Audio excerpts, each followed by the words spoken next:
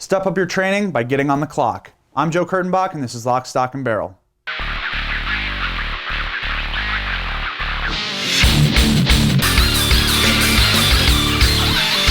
For some people, it can be difficult even just getting to the range to train with their firearms. So when we get there, we need to make the best, most efficient use of our time. One of the best tools a shooter can use is a shot timer. Prior to the mid-1980s, the technology for timing shot-to-shot data was pretty rudimentary. It was usually just a dude holding a stopwatch doing his best. But since then, the technology has been developed and it's been advanced, and today we have some very nice, compact personal shot timing units. These allow us to see in real time the data from shot to shot, start to finish, and it lets us evaluate our performance and see our improvements. It's really a useful tool. Two of the most basic ways to use a shot timer, and probably the most effective, is to shoot for par time and to measure split times. So what does that mean? With par time, the timer is going to give you a start and an end signal with a predetermined amount of time in between. It's the shooter's goal to perform a given task within that time period.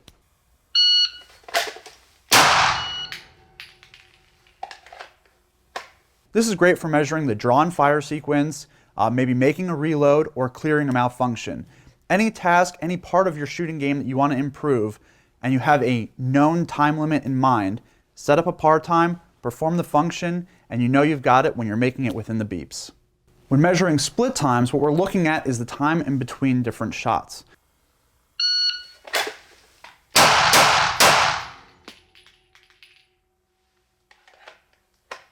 So this, again, is a very useful way to evaluate our shooting skills.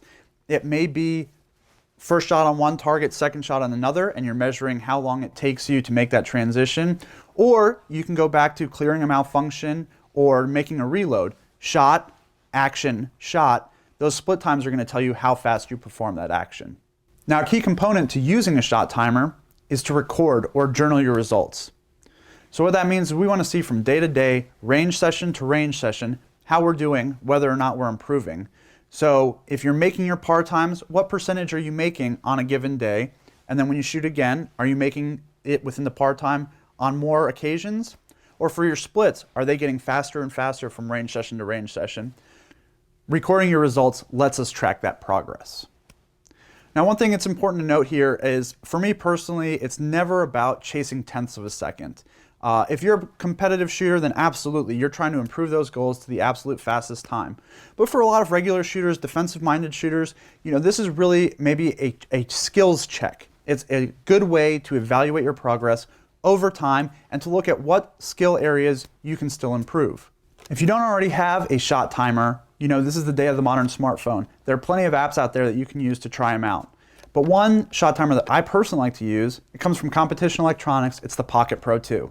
Competition Electronics was kind of in it from the start when it comes to these personal shot timers. So the technology in here, it's been developed over a long period of time, it's been refined, and you can see that this is a nice, compact, personal unit. Now, it's only got 5 buttons, so it's pretty easy to use. It's got the belt clip, so you can use it yourself. You don't need a buddy to check the timers for you.